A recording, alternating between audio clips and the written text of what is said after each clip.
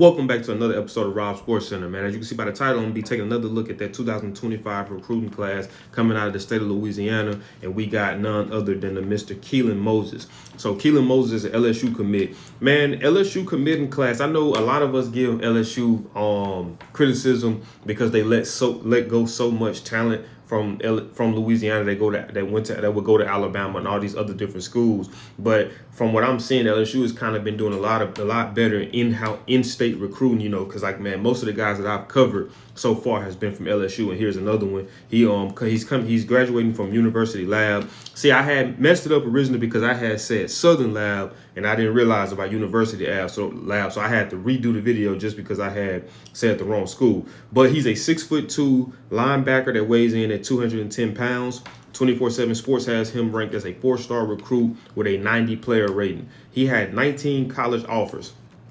So all of his offers he had was from LSU, which he's committed to, obviously. But he also had offers from Oregon, Texas A&M, Alabama, Arkansas, Auburn, Baylor, Colorado, Florida State, Grambling State, Houston, LA Tech, Mississippi State, Notre Dame, South Carolina, TCU, Tennessee, and the Texas Longhorns. So his high school athletic background, he also ran track. He ran a 12.12 100 as a freshman in March 2022.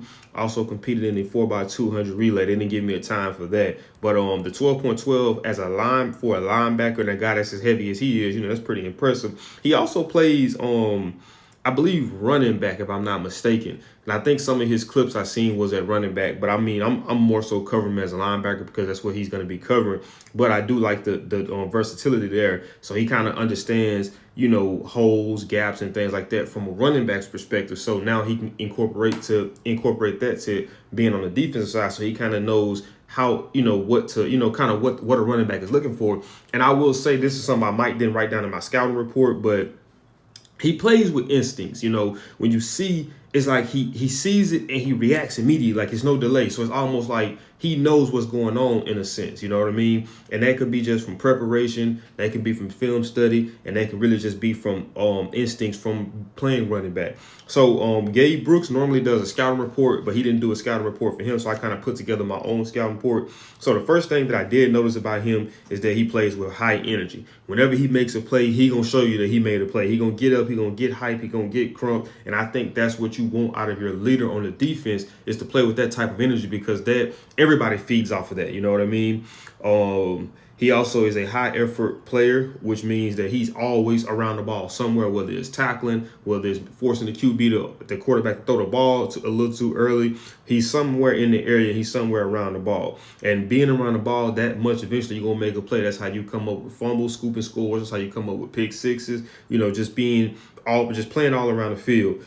He has the potential to completely wreck an offense, thriving in his ability to read and react and keep running backs contained, either bursting through O-lines and hitting the running back for a no gain or leaving the running back running east and west. And it's like most of the time I've seen is that he just looks unblockable at times. You know what I mean? It's like, and it's almost like, if you want to be honest, it's like you ask yourself, okay, is he just like, are they just not blocking him? But it's kind of almost like I say, once again, it goes back to the Troy Polamalu thing. We've seen Troy Polamalu, time it and be able to jump through the line of scrimmage to make a play on the running back on the backfield or make a play on the quarterback. And to me, like I say, it seems like he plays with that level of instinct. It's like he's anticipating the snaps and he just goes through the line. I think this is another play right here. Right, he anticipating the snap and he just goes through, and that's almost one of them Jadeveon Clowney hits right there. He also can line up as an outside linebacker on the outsides and rush the quarterback, but he also can line up in the middle as a linebacker and get you pressure up the middle as well. So he has he's versatile in that aspect. That's one of the things I always look at whenever I'm analyzing players, because if I was a defensive coordinator, I would like to have guys that's versatile that I can put here, I can put there, depending on the personnel that we have. Because I might have a guy that's solid offensive on the outside that's a little better than that person. So if I can move him and put him at middle linebacker or a different linebacker, then, I'm able to get two playmakers on the field. So that's always good. He is a sideline linebacker who greatly contributes to stopping the run. He also is a pretty quick linebacker. He has pretty good burst and acceleration, being able to close distances fast. I would like to see if he can also contribute to pass defense.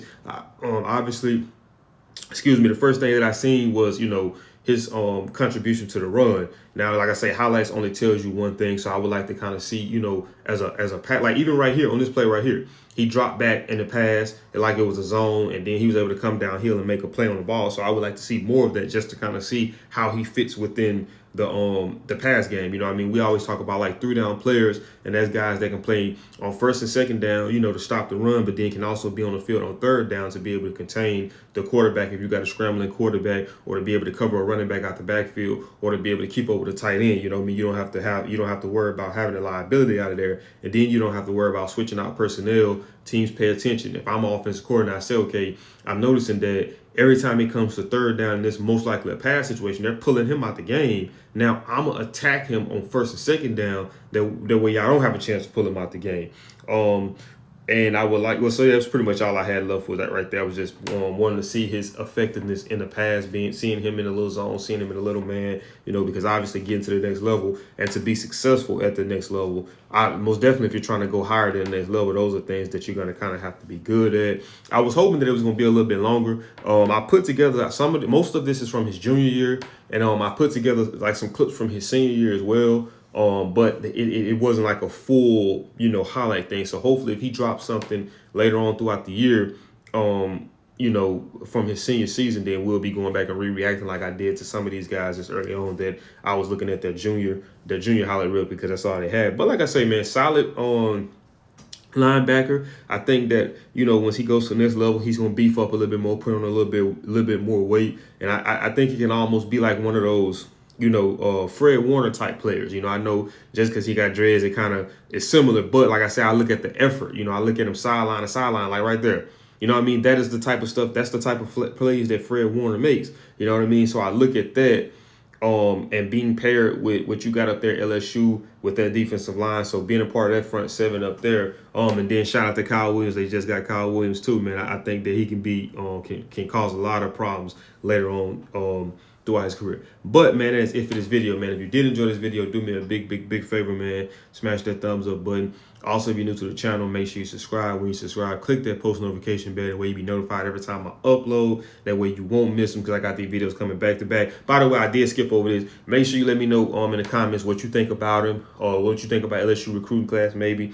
Let me know if it's some things that I missed out on, if some things that you agree with me with, but I just needed to elaborate on a little bit more, man. Make sure you communicate with me down in the comments, man, because I look forward to interacting with you guys, and I'll see y'all in the next video.